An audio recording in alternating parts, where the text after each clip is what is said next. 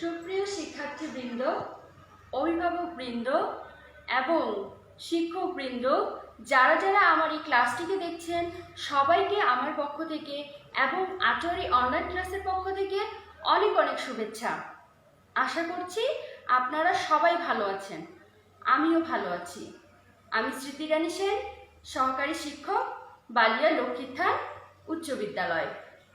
তো শিক্ষার্থী বন্ধুরা, আমি আজকে হাজির হয়েছি নবম দশম শ্রেণীর বাংলা দ্বিতীয় পত্রের দ্বিতীয় অধ্যায়ের প্রথম পরিচ্ছেদ, যার নাম ধ্বনিতত্ত্ব, এই অধ্যায়টিকে নিয়ে। আজকে আমি তোমাদের সাথে ধ্বনিতত্ত্ব নিয়ে আলোচনা করব। শিক্ষার্থীরা, ধ্বনিতত্ত্ব সম্পর্কে আলোচনা করার আগে আমাদেরকে জানতে হবে যে ধ্বনি কি। আমি তোমাদেরকে এর আগে চ্যাপ্টারে অর্থাৎ প্রথম অধ্যায়ের দ্বিতীয় পরিচ্ছেদে ব্যাকরণে আমি বলেছি যে ধ্বনি কাকে বলে। ধ্বনি হচ্ছে মানুষের মুখ বিবর, কণ্ঠনালী, জিহ্বা, তালু, দাঁত, ঠোঁট এসবের মাধ্যমে উচ্চারিত যে আওয়াজ, সেটাই হচ্ছে ধ্বনি। ঠিক আছে? আর বাংলা ভাষায় কতগুলো মৌলিক ধ্বনি রয়েছে, আর এদেরকে আবার দুই ভাগে ভাগ করা হয়েছে। একটা হচ্ছে স্বরধ্বনি আর একটা হচ্ছে ব্যঞ্জন ধ্বনি। কি বললাম আমি? একটি স্বরধ্বনি আর একটি হচ্ছে ব্যঞ্জন ধ্বনি। তাহলে দেখো, ধ্বনি হচ্ছে দুই প্রকার। এক নম্বর হচ্ছে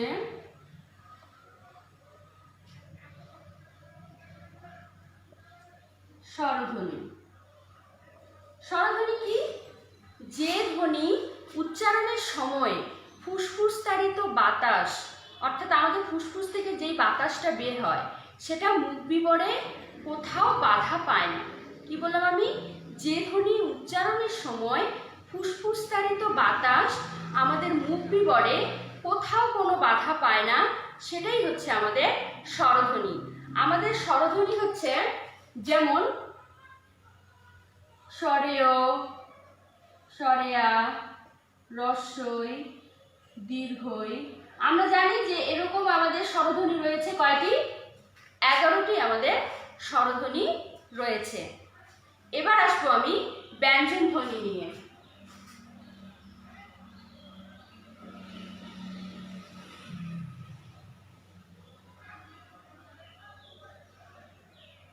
ব্যঞ্জন ধ্বনি।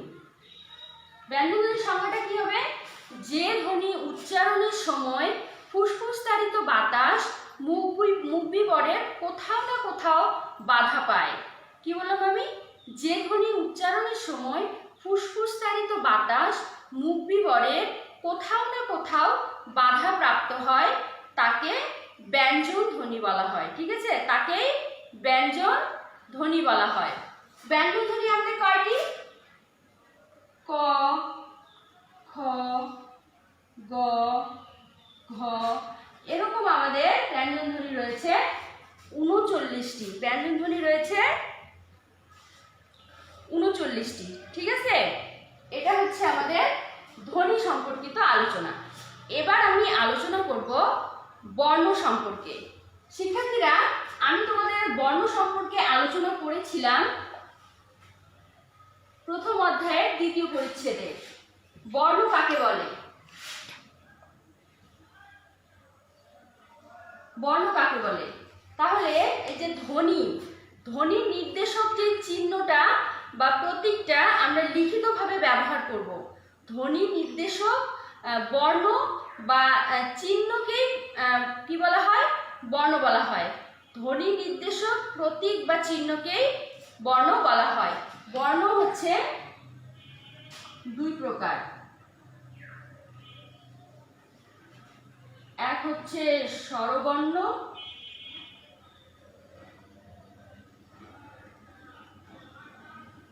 আর দুই হচ্ছে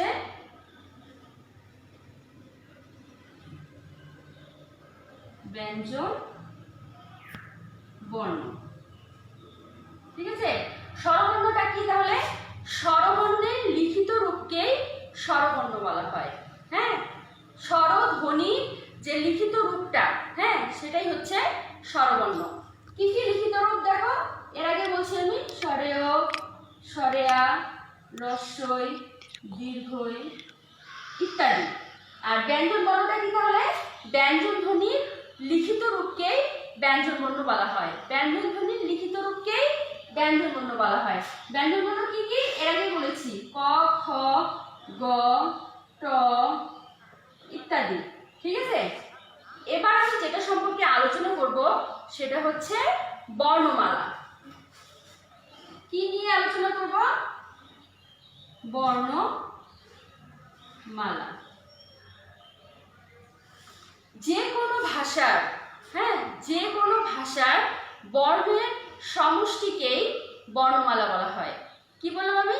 যে কোনো ভাষার যে বর্ণগুলো রয়েছে সেই বর্ণগুলোর সমষ্টিকেই বর্ণমালা বলা হয়। ঠিক আছে, এটা নিশ্চয়ই তোমরা বুঝতে পেরেছো। এবার আসবো আমি বাংলা বর্ণমালার বর্ণন নিয়ে। ঠিক আছে, বাংলা বর্ণমালায় মোট 50টি বর্ণ রয়েছে। কয়টি রয়েছে? 50টি। তাহলে আমাদের 50টি কি রয়েছে? বর্ণ রয়েছে। বাংলা বর্ণমালায় 50টি বর্ণ রয়েছে। তার মধ্যে স্বরবর্ণ হচ্ছে আমাদের 11টি,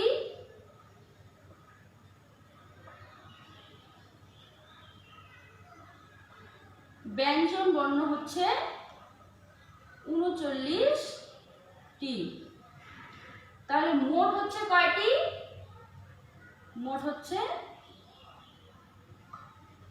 50টি। ঠিক আছে,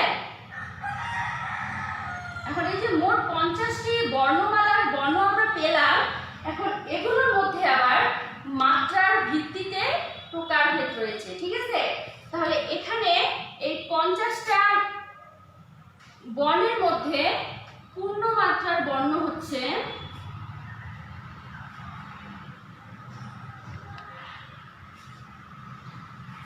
পূর্ণমাত্রার বর্ণ হচ্ছে 32টি।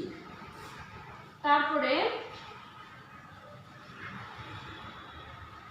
অর্ধমাত্রা বর্ণ হচ্ছে 8টি।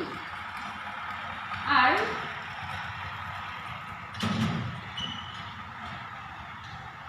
মাত্রাহীন বর্ণ হচ্ছে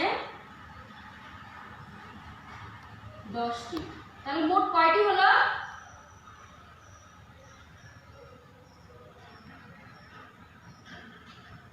মোট 50টি।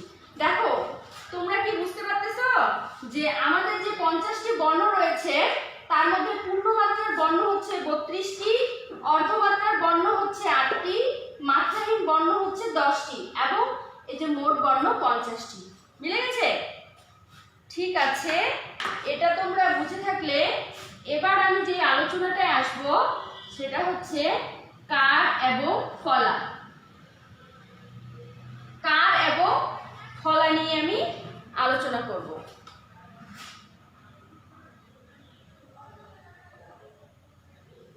কার কাকে বলে বলো তো? কার হচ্ছে স্বরবর্ণের সংক্ষিপ্ত রূপকে কার বলা হয়, তাই না? আমরা ছোটবেলায় পড়েছি কিন্তু স্বরবর্ণের সংক্ষিপ্ত রূপকে কার বলা হয়। আমাদের স্বরবর্ণ কয়টা? 11টা। কিন্তু স্বরের কি কোনো আকার রয়েছে? রয়েছে কি? না, স্বরের কোনো কার নেই। এই কারণে আমাদের এই যে কার চিহ্নটা এটা হচ্ছে আমাদের 10টা। ঠিক আছে, কি বললাম আমি? স্বরবর্ণের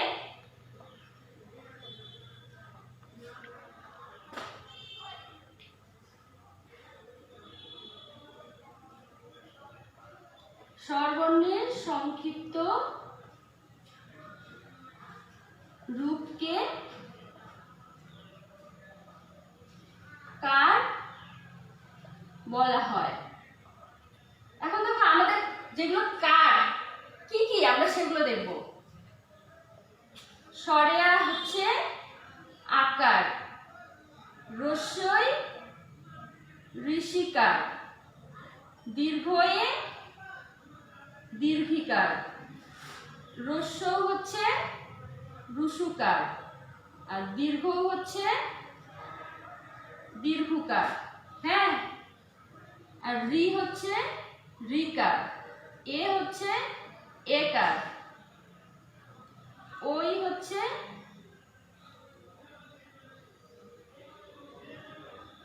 ওইকার,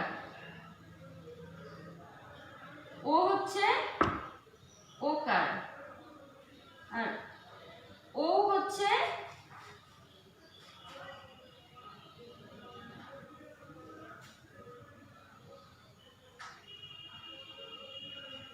দেখো, ঠিক আছে? কি লিখেছি? স্বরেয়া, আকার, হ্রস্বই ঋষিকার, দীর্ঘই দীর্ঘিকার, হ্রস্ব রুসুকার, দীর্ঘ দুরুকার, রি রিকার, এ একার, ওই ওইকার, ও ওকার, ও ওকার। এই যে আমাদের 11টি স্বরবর্ণের মধ্যে 10টি কার রয়েছে। এটাই হচ্ছে কার চিহ্ন। এবার আমি ফলা নিয়ে আলোচনা করব।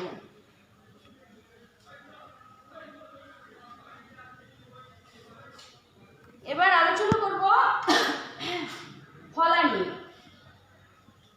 যেমন স্বরবর্ণের সংক্ষিপ্ত রূপকে কার বলা হয়, তেমনি ব্যঞ্জন বর্ণের সংক্ষিপ্ত রূপকে ফলা বলা হয়। ঠিক আছে? ব্যঞ্জন বর্ণের সংক্ষিপ্ত রূপকে ফলা বলা হয়। আর ব্যঞ্জন বর্ণের ফলা রয়েছে 6টি। এখন কি কি 6টি ফলা রয়েছে আমরা দেখব। নফলা, বফলা, লফলা,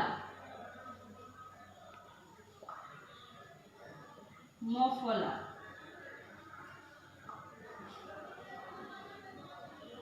জফলা, আর হচ্ছে রফলা। দেখছো আমাদের ব্যঞ্জন বর্ণের 6টি ফলা রয়েছে। কি কি? নফলা, বফলা, লফলা, মফলা, জফলা, রফলা। ঠিক আছে? এই ফলাগুলো শব্দে কিভাবে ব্যবহার হয় সেটা আমি তোমাদের এখন উদাহরণের মাধ্যমে দেখাবো। দেখো, নফলা শব্দে কিভাবে যুক্ত হয়। রত্ন, এই যে নটা হচ্ছে, এটা হচ্ছে নফলা। আর বফলা হচ্ছে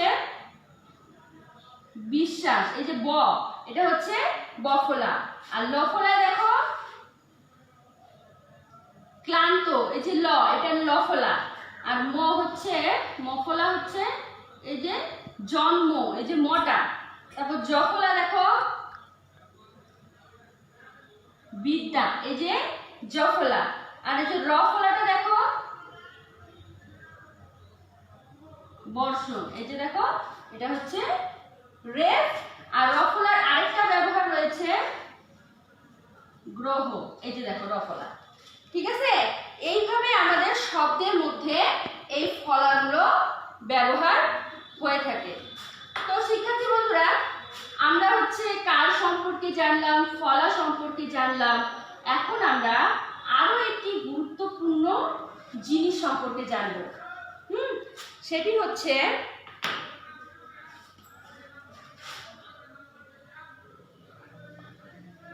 স্পর্শ বর্ণ। ঠিক আছে? বা ব্যঞ্জন। স্পর্শ বর্ণ বা ব্যঞ্জন সম্পর্কে জানব। সেটা হচ্ছে আমাদের ক থেকে ম পর্যন্ত এই যে 25টি বর্ণ রয়েছে না, ক থেকে ম পর্যন্ত 25টি বর্ণকে, ক থেকে ম পর্যন্ত 25টি বর্ণকে স্পর্শ বর্ণ বা ব্যঞ্জন বর্ণ বলা হয়। ঠিক আছে? এখন দেখো এদের উচ্চারণ স্থান রয়েছে। এদের উচ্চারণ স্থান অনুযায়ী এদেরকে 5 ভাগে ভাগ করা হয়েছে। কয় ভাগে ভাগ করা হয়েছে? উচ্চারণ স্থান অনুযায়ী এদেরকে 5 ভাগে ভাগ করা হয়েছে। কি কি দেখো, ক থেকে উ পর্যন্ত এগুলোকে বলা হয় কণ্ঠ।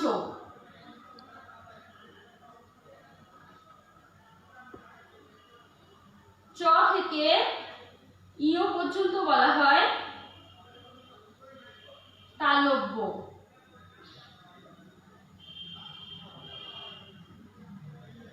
ট থেকে মূর্ধন্য পর্যন্ত এগুলোকে বলা হয় মূর্ধন্য। আর ত থেকে দন্তন্য পর্যন্ত বলা হয় দন্ত। এবং ক থেকে ম পর্যন্ত এগুলোকে বলা হয়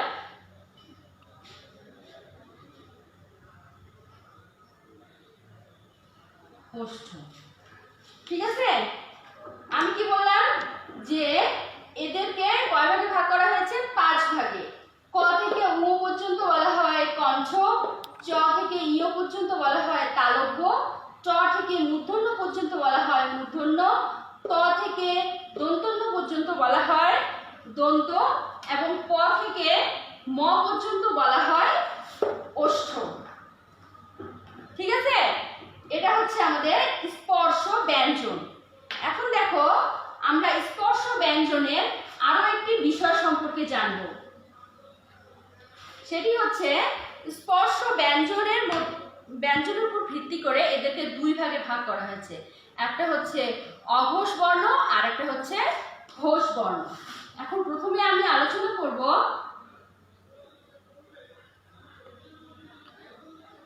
অঘোষ বর্ণ নিয়ে, তারপরে আমি আলোচনা করব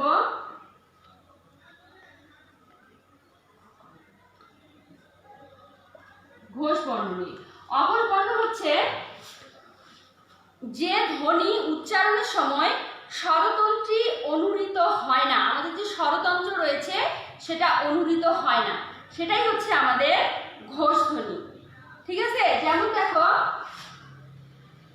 ক, খ, চ, ছ, ট, ঠ, অর্থাৎ যে প্রথম যে বর্গীয় ধ্বনিগুলো রয়েছে সেগুলোর প্রথম 2টা হচ্ছে আমাদের অঘোষ বর্ণ। তাহলে ঘোষ বর্ণটা কি হবে? যে ধ্বনি উচ্চারণের সময় স্বরতন্ত্রী অনুরিত হয়। ঠিক আছে, যে ধ্বনি উচ্চারণের সময় স্বরতন্ত্রী অনুরিত হয় সেটাই হচ্ছে আমাদের ঘোষ ধ্বনি। তাহলে কি হবে? ঘোষটা হচ্ছে গ, হ, বর্গীয় জ, ঝ, ড, ঢ। ঠিক আছে, তাহলে আমাদের বর্গের তৃতীয় এবং চতুর্থ বর্ণ হচ্ছে আমাদের ঘোষ বর্ণ।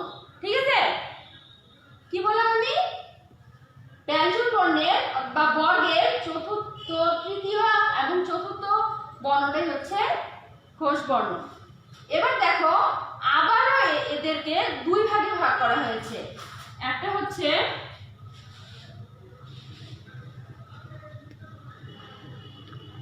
অল্প প্রাণ, আরেকটা হচ্ছে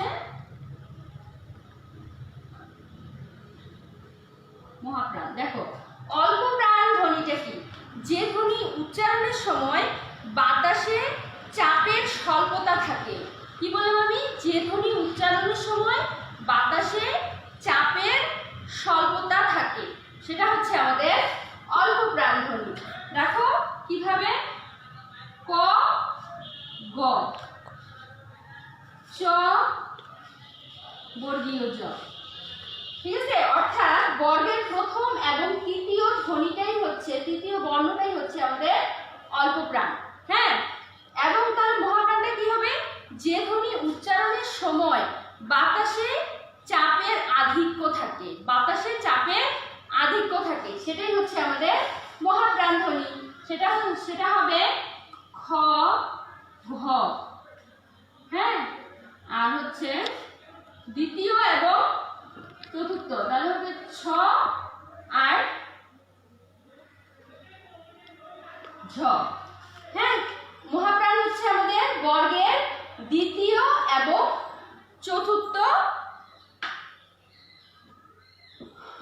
বর্ণ, ঠিক আছে?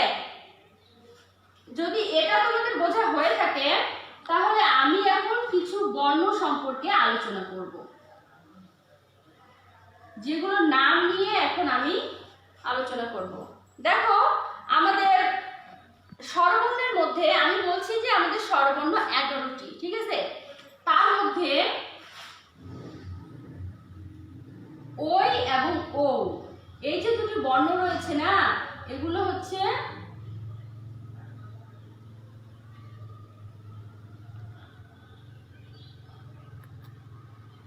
যৌগিক বর্ণ, ঠিক আছে? ওই আর ও হচ্ছে যৌগিক বর্ণ। কিভাবে যৌগিক বর্ণ হয়, মানে দুইটা স্বরবর্ণ মিলে একটা বর্ণ সৃষ্টি হয়েছে। কিভাবে দেখো,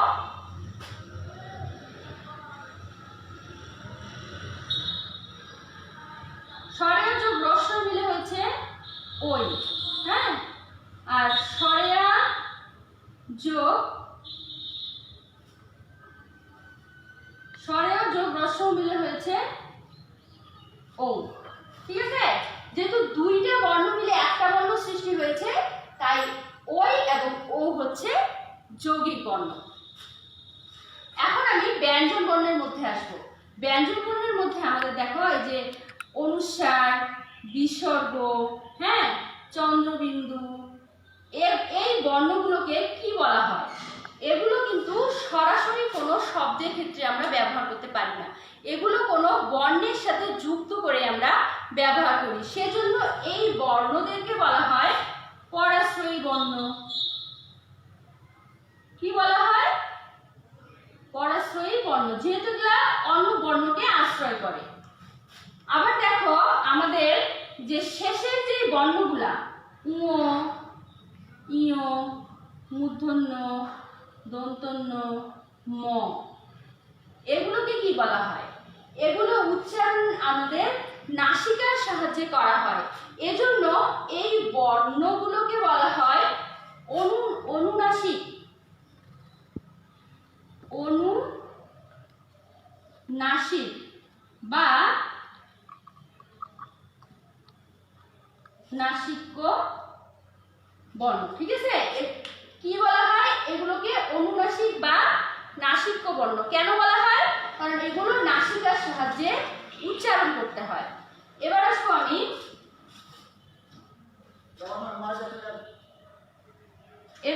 আমি দেখো ল। এই লটাকে কি বলা হয়? লটাকে বলা হয় পার্শ্বিক শব্দ বা বর্ণ, ঠিক আছে? লটাকে বলা হয় পার্শ্বিক বর্ণ, হ্যাঁ? আর রটাকে বলা হয় কম্পন যা বর্ণ। বুঝতে পেরেছো? লটাকে পার্শ্বিক বর্ণ বলা হয় কারণ এটা উচ্চারণ অনুযায়ী, আর রটা উচ্চারণের সময় আমাদের জিহ্বা কম্পিত হয়, এই কারণে এই রটাকে কম্পনজাত বর্ণ বলা হয়েছে, ঠিক আছে? এছাড়াও দেখো আমাদের বেশ কয়েকটি শব্দ রয়েছে, হ্যাঁ, যেমন হ, তালবস্য, দন্তস্য, মূর্ধন্যস্য, অন্তস্থ, এগুলোকে অন্তস্থ বর্ণ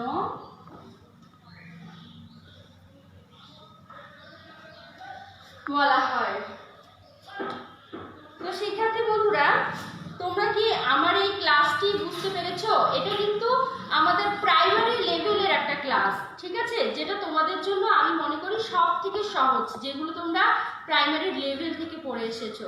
তারপরেও যদি তোমাদের কোনো সমস্যা থেকে থাকে তাহলে অবশ্যই তোমরা আমাকে ইনবক্সে বা কমেন্টে নক করে জানিয়ে দিবে। তো শিক্ষার্থী বন্ধুরা, তোমরা ভালো থাকো, সুস্থ থাকো এবং অসংখ্য ধন্যবাদ।